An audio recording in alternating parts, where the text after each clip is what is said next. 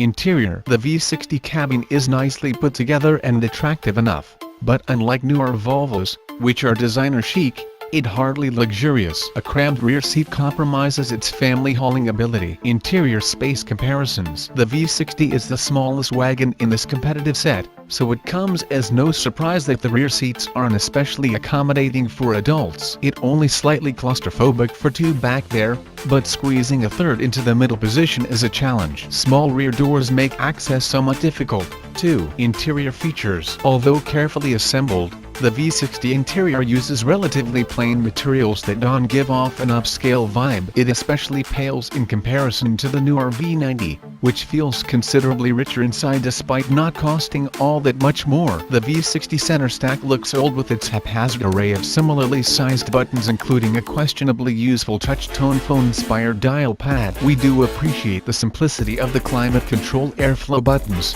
which are arranged in the shape of a person. Supportive and fantastically comfortable front seats, something Volvo is famous for, are another big plus. Interior sound level: modern cabins do an excellent job of insulating passengers from ambient noise, but none can completely eliminate the sharp sound of the wind and the drone of tire noise when you ease traveling at highway speed. To measure the interior sound pressure level, we use a Brüel Kjær Type 2250L sound meter, which we position in the middle of the first row of seats at the height of the driver ear. The meter automatically averages 15 seconds of sound in A-weighted decibels dBA, taken while the test car is cruising at 70 mph. A-weighting is an industry standard that adjusts decibel readings to better reflect how the human ear hears various frequencies. We take two measurements and average the results. We also correct for speedometer inaccuracies with our GPS-based data loggers. It is worth noting that decibels are a logarithmic unit, so a rating of 40 decibels is twice the sound pressure of 20 decibels.